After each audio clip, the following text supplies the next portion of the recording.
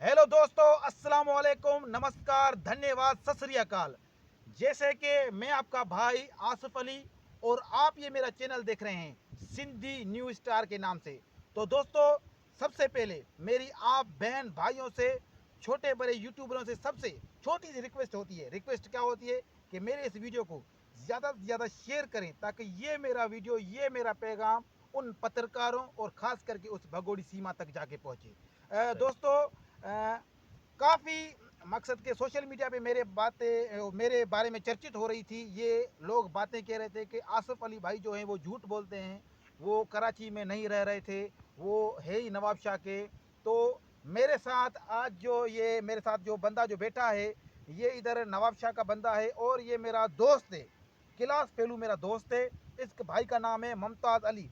जब मेरे साथ ये कराची में ये घटना हुई, जब ये भगोड़ी सीमा ने मेरे साथ मोबाइल का जो फ्रॉड किया, जब उधर से मेरे पास कोई पैसे नहीं थे, मेरे पास कोई काम करने के लिए कोई वसीला नहीं था, तब मैंने इनको फ़ोन लगाया था। तो इन्होंने मुझे नवाब शाह में इधर मंगवा के इधर मुझे को घर बना के दिया और इधर मैं अब ये बनाना का काम कर रहा हूँ। तो वो इनका केला है, इनके पीछे मैं काम कर रहा हूँ। तो आज इनकी ज़िबानी हम इनसे सुनेंगे कि मेरे साथ जो घटना हुई है, इन्होंने मुझे घर दिया था। अभी आप इनसे पूछ सकते हैं। मुमताज़ भाई, अस्सलाम वालेकुम। सर वालेकुम सलाम। भाई, ये जो लोग जो सोशल मीडिया पे मेरे बारे में जो बोल रहे हैं कि आसिफ अली भाई मकसद झूठ बोल रहा है, ये कराची का नहीं है, उधर भिटाइयाबाद कराची का नहीं है, ये है ही नवाब शाह का। इन बातों में क्या सच है? इन बातों के पीछे ये वाकई भगोड़ी सीमा जो मकसद ये झूठा मेरे पे जो लांछन लगाया है, इस बारे में आप इसको क्या कहना चाहोगे? सबसे पहले आसिफ भाई, आपकी मेहरबानी, आपने मुझे मंगवाया। शुक्रिया। और मेरे भाई और बहनों जो हिंदुस्तान में देख रहे हैं, जहाँ सब पूरे आल पाकिस्तान में, पूरी दुनिया में जो होता है, आपका चैनल देख रहे हैं। जी जी। इसका भाई का, आसिफ अली का कोई कसूर नहीं है, ये बिल्कुल सच्चा है। ये अभी नवाब शाह में मेरी जगह में रह रहा है, मैंने इसको अपना घर दे दिया है, क्योंकि पूरे पाकिस्तान में ये कर्जी हो गया है। इस भगोड़ी की वजह से आप कर्जी हो गए पूरी दुनिया में। बिल्कुल बिल्कुल भाई। आसिफ साहब एक कर्जी नहीं हुआ, पर पूरी दुनिया को ये भगोड़ी कर्जी कर गई है। मेरे 2-3 दोस्त और भी हैं, जी जी। उसको भी लूट के गए, मार गए, आश्रय दे के ये करूँगी वो करूँगी। उसका कोई अंदाज़ा नहीं है। क्या बोलूँ मैं उसके बोलने से? मैं डर रहा हूँ कि कैसे बोलूँ। वो मेरे पास अल्फाज नहीं है उसको मैं कुछ बोलूँ। सही बात। ऐसे समझो, वो ऐसे समझो रंडी है, वो सही इंसान बात। तो है नहीं। सही बात है। ये जो बंदा बोल रहा है आसिफ अली, ये बिल्कुल बेचारा सच्चा है। अभी मेरी जगह में रह रहा है, ये कर्जी हो गया है। पता नहीं क्या है, इसका घर सजा वीरान हो गया है। अम्मी अबू उसको उसने घर से निकाल दिया है, उसके भगोड़ी के पीछे ये जल गया है सारा। आपको मैं क्या बताऊं? और कुछ पूछो।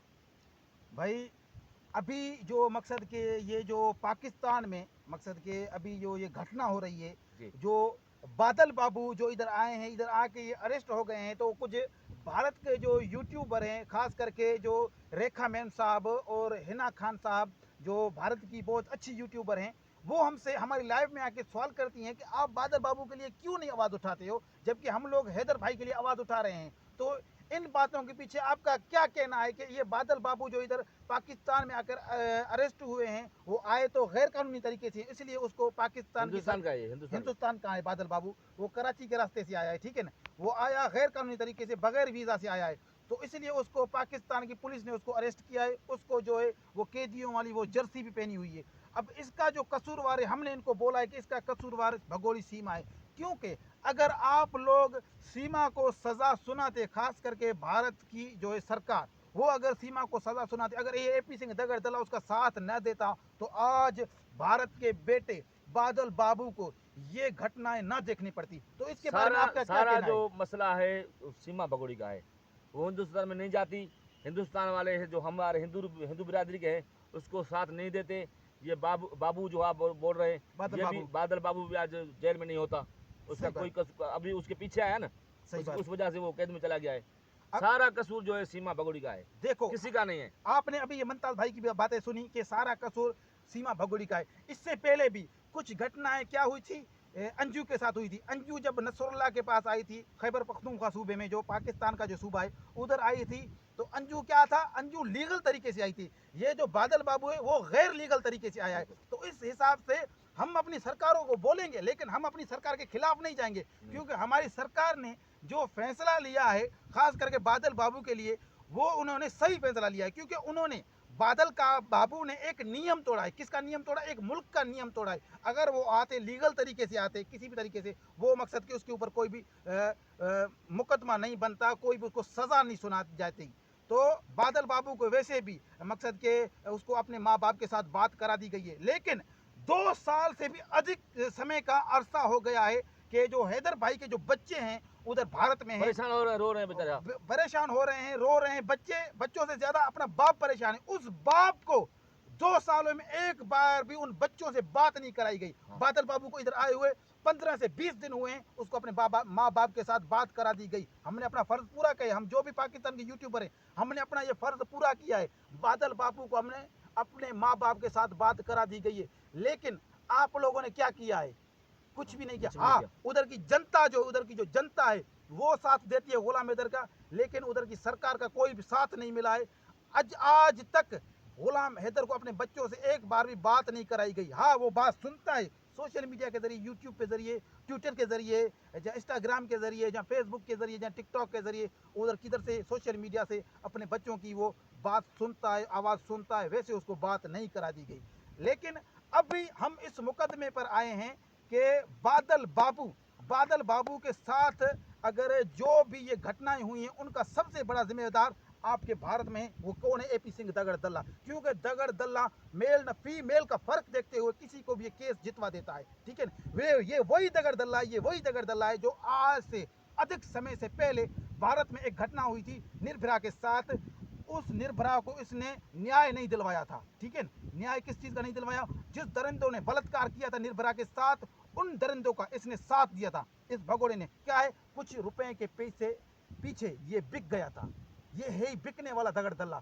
सो हम आज ये पैगाम देना चाहते हैं खास करके भारत की सरकार को कि ये जो भगोड़ी सीमा है, इसको जब तक एपी सिंह दगड़ दल्ले का साथ है तब तक के लिए ये मकसद के काबू में आने वाली नहीं है। सीमा भगोड़ी को निकाल दें, अभी मसला हल जो हो जाएगा। अभी मसला हल हो जाएगा। आज मसला हल जो हो जाएगा। आज मसला हल हो जाएगा। मकसद है ये, अभी हम बादल बाबू के लिए और कुछ भी नहीं कह सकते। हो सकता है वो किसी और मकसद से हो सकता है बादल बाबू भी इधर लप्पू बनने के लिए आया था, जैसे वो लप्पू सीमा को लेके गया। मकसद है इन्होंने ये सोचा था कि मैं इधर आऊँगा, हीरो बन जाऊँगा, गदर 3 गदर 4 बना लूँगा और इधर आके इसको लेके जाऊँगा सना रानी को।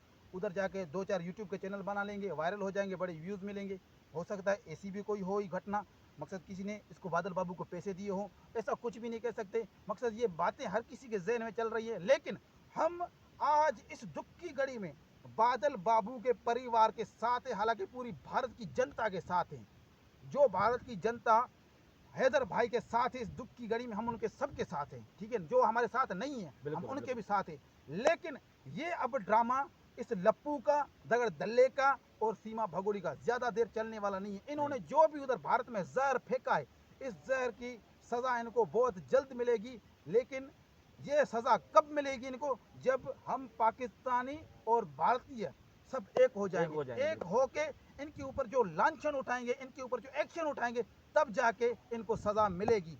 और ऐसी वीडियो देखने के लिए मकसद के हमारे चैनल को सब्सक्राइब करें, बेल आइकन की घंटी को प्रेस करें। आज मैंने इस भगोड़ी के मुंह के ऊपर जोरदार एक तमाचा मार दिया है। जो इसने मेरे ऊपर झूठा लांछन लगाया था कि ये आसिफ अली जो है कराची भिटाइयाबाद के नहीं है, इधर मैं आया हूँ, ये वडेरे के कमदार हैं, ठीक है। इन्होंने मुझे अपनी ज़मीन में बिठाया है और इन्होंने उधर मुझे घर बना के दिया है। इन्हों का मैं काम कर रहा हूँ बनाना का, जैसे कि मैंने पहले भी कुछ वीडियो में बनाया था। ये जो मेरे साथ घटनाएं जो भी हुई थी, जब मैं उधर से कराची से निकला, ये मोबाइल का 90,000 रुपये का जो फ्रॉड करके गई थी। अगर इसने फ्रॉड किया, कुछ भारतीय लोग पूछ रहे हैं कि आपने इसको मोबाइल कैसे दिया, क्यों दिया, किस वजह से दिया। तो भाई ये पहला मोबाइल नहीं था, मैंने इससे पहले 4-5 मोबाइल दिए थे सीमा को। वो मुझे पैसे दे के जाती थी, पड़ोसन थी, पैसे मुझे दे के जाती थी। अब किसी के माथे पर लिखा थोड़ी होता है कि भाई ये फ्रॉड करके जाएगा। मुझको क्या पता कि मैं इतना महंगा मोबाइल दूंगा 90,000 रुपये का, ये लूट के मेरे को चली जाएगी। उससे पहले तो उसके पास मकसद के मेरे 15,000 20,000 रुपये रह चुके थे, लेकिन वो फिर भी मुझे दे के जाती थी। जो भी पैसे उसके पास रहते थे वो मुझे दे के जाती थी।